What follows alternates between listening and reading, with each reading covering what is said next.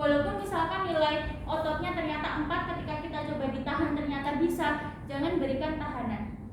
Ya, karena kondisinya masih belum stabil, jadi nggak boleh pasien itu kelelahan. Oke, misalkan ibu coba tangannya digerakkan ke atas, yang ini, mas. Lagi, oh ternyata mampu. Kita tes, berarti nanti kita pastikan akan melakukan gerakan secara aktif. Ya, aktif, pasien akan melakukan gerakan aktif. Oke, silakan nanti kedua tangannya digerakkan ke atas, kemudian ke bawah. Nanti saya hitung 8 kali. 1, lagi, turun. Terus kemudian nanti ketika naik disertai dengan tarik nafas, kemudian pas tangannya diturunkan nanti hembus nafas. Oke, mulai. Tarik nafas.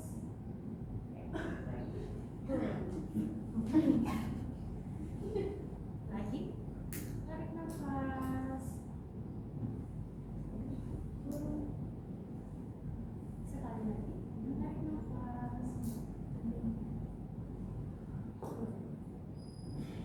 Kemudian sekarang sikunya ya, sikunya dipotong seperti ini.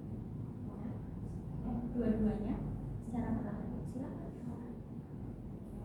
Turun. 1, 2, lagi 3. Capek nggak? Enggak. Nah, kita perlu tanyakan kondisi pasien. Ya, jadi harus kita pantau apakah nanti pasien dia capek, kelelahan atau enggak. Gitu. Terus kemudian ketika memang tidak ada, nggak capek, kemudian bisa kita lanjutkan. Nanti kalian bisa lengkapi sendiri, bisa menggunakan gerakan abduksi, ya, atau sebagainya, silahkan. Terus kemudian nanti kaki, nanti ronggaannya dibuka seperti ini ya, satu-satu. Nanti kaki yang sebelah kanan dulu, silahkan. Oke, tutup, lagi buka, lagi tutup, lagi. Oke, stop. Ini pura-puranya udah ya. Terus kemudian nanti ditekuk, kita contohkan dulu, ya. Tekuk seperti ini, kemudian dituliskan. Oke, lurus, lagi, lagi, oke, lagi kita turun, stop. Kemudian nanti ini tempatnya, nah, gerakan naik turun secara bergantian, ya, bergantian kanan kiri, bergantian seperti ini. Yuk, mulai. Oke, lagi, terus, lagi, stop. Nah, ini untuk fase 1 ini sangat cukup, ya. Terus nanti kan tadi bisa ditambahkan dengan latihan pernafasan, ya, dari pasiennya. Sampai sini ada yang mau ditanyakan? Belum? Kita lanjut ke fase 2, ya. Fase 2 tadi ada banyak sekali penanganan yang bisa kita lakukan tergantung dari keluhan pasien, ya. Kita contohkan sekarang ketika pasien mengalami gangguan motorik, kemudian dia mengalami penurunan kekuatan otot, ya. Dia ada permasalahan dari motor learningnya. Apa yang bisa kita berikan? Metode apa? Terapi latihan apa? Motor learning. Kata kuncinya yang bermasalah. Bisa Bobat bisa. PNF bisa. Ya, masih ingat PNF? Ya, masih ingat?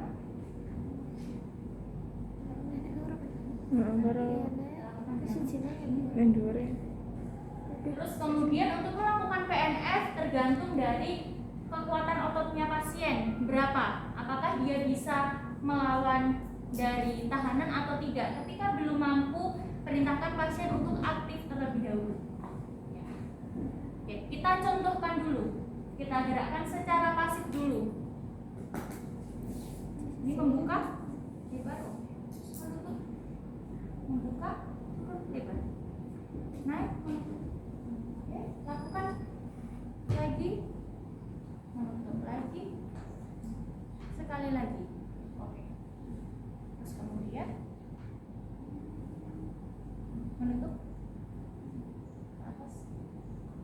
sorry. Mulut tutup ke atas, membuka lebar. Oke, membuka lebar. Ya. Ini bisa disesuaikan apakah kita harus memberikan tahanan atau enggak. Oke, kita contohkan pasien bisa melawan tahanan. Oke, kita ibaratkan tahanan minimal, nilai otot tepat. Bu, nanti lakukan gerakan seperti tadi dari ke sini. Membuka, nanti saya tahan ya. 1 dari posisi ini, menutup. 1, 2, 3, buka tangannya, buka, terus lagi, terus, putar, inflasi, internal rotasi. Ya sampai sini harus internal rotasi. Ulangi ya sekali lagi. Oke, dari menutup nanti pas naik sambil dibuka pelan-pelan. Ya. Terus lagi.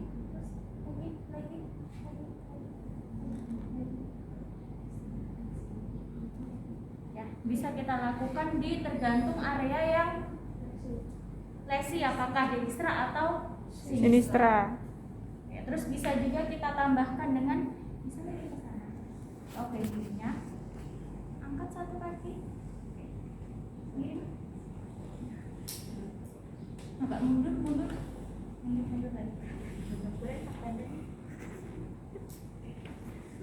Bisa kita lakukan PNF juga pada pelvic ya. Ini tujuannya untuk apa? Untuk persiapan jalan juga ya. Arahnya kemana? Anterior elevasi, posterior depresi. Harus berlawanan diagonalnya ya. Dia akan ada 2 diagonal seperti ini ya. Dimulai dari yang pertama, kita dorong dulu ke anterior elevasi ya. Kemudian nanti kita perintahkan pasien, Bu, nanti pantatnya digerakkan ke belakang bawah. Nanti saya tahan. Ya, coba gerakan dulu ke bawah, belakang. Oke. Ulangi ya. Sekarang relax dulu. Saya dorong dulu ke depan atas. Sekarang dorong ke belakang bawah. Terus. Lagi. Terus. Good. Sekarang stop. Sekarang tarik ke depan atas lagi. Saya tahan ya, Bu. Mulai. Good. Lagi. Itu ya, ini diagonal yang 1. Ya. Yang kedua, ini kita dorong dulu ke anterior depresi, lawannya berarti posterior elevasi. Kita dorong dulu ke depan bawah, kemudian nanti kita perintahkan pasien untuk nanti pantatnya digerakkan ke belakang atas, ke sini. Ya. Kita mulai 1, 2, 3. Yuk, terus lagi. Good. Nah, sampai sini. Sekarang gerakan ke depan bawah, saya tahan ya.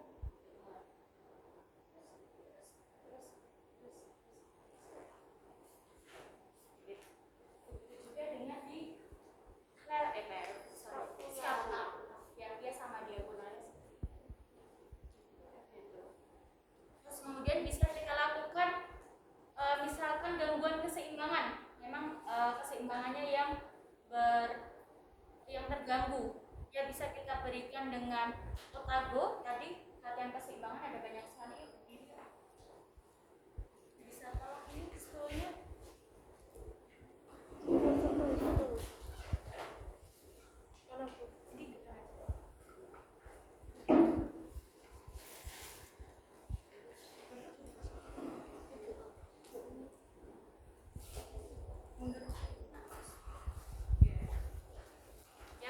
Latihan keseimbangan ini ada banyak sekali. Nanti silakan kalian sesuaikan menggunakan terapi yang apa ya.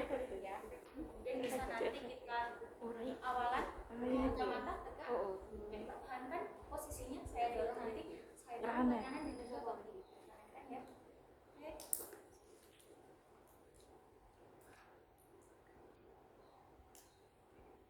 Kemudian bisa kita dorong ke depan.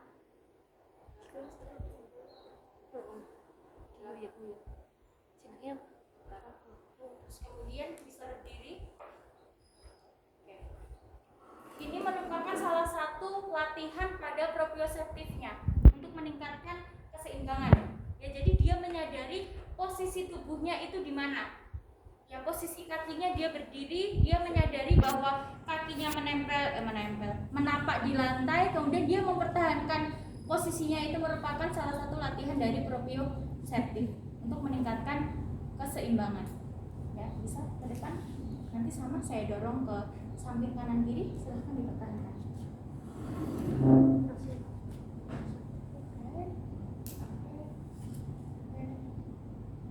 Ke depan ya. Terus bisa kalian lanjutkan dengan Otago exercise, kemudian 12 balance exercise atau menggunakan back balance scale. Terus kemudian ketika kita masuk fase 3, silakan dulu. Ketika masuk fase 3 kita bisa menggunakan static bicycle. Ya, jadi ketika kalian latihan aerobik tadi itu bisa menggunakan bermacam-macam. Kalian bisa senam, walking ya berjalan, kemudian berenang, bisa bersepeda, asalkan dipertahankan dengan denyut nadi maksimal antara 60 sampai 80%. Ya. Itu. Kemudian itu merupakan salah satu intensitas yang rendah. Terus kemudian ketika kita melakukan latihan penguatan, kita bisa kok latihan penguatan misalkan di gym yang memang angkat beban, itu boleh. Tapi bebannya harus diatur. Bagaimana mengaturnya? Bisa sesuai dari PPT. Ya, itu berapa persen ya? Pokoknya 3 sampai 5 kali repetisi. Ya, dari beban 1 RM. Masih ingat cara menghitung 1 RM?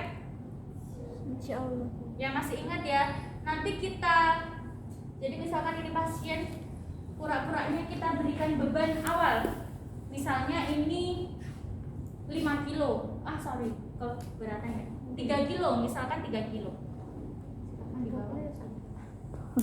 Terus nanti kita perintahkan pasien untuk mengangkat beban itu, ya. Kemudian kita hitung berapa kali pasien bisa melakukan. Sampai pasien tidak mampu melakukan lagi. 2 sekali lagi. 3. Oke. Pura-puranya. Katakanlah pasien hanya bisa melakukan 3 kali repetisi pengulangan. Kemudian kalian bisa lihat pada diagram Holton, ya, itu masuk di berapa persen, ya. Kalau bisa hanya 1 kali dia gerakan pengulangan, berarti itu 100%. 100% dari bebannya. Bebannya berapa tadi?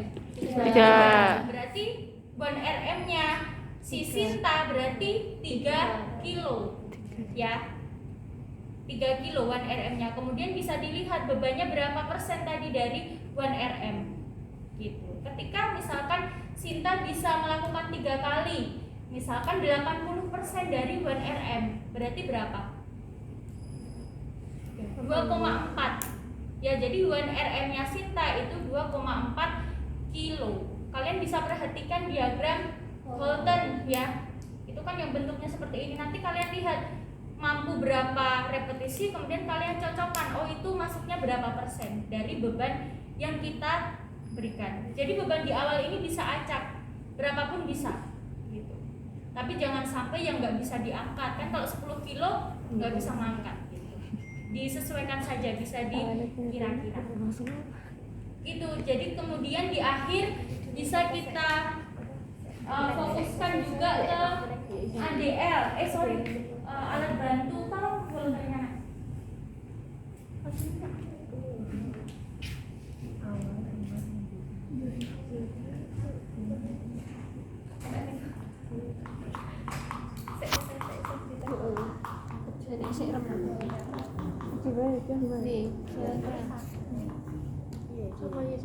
Oke, jadi kalau memang goalsnya ini pasien bisa melakukan aktivitas sehari-hari dengan menggunakan alat bantu, nggak apa-apa, kita latih menggunakan alat bantu yang benar.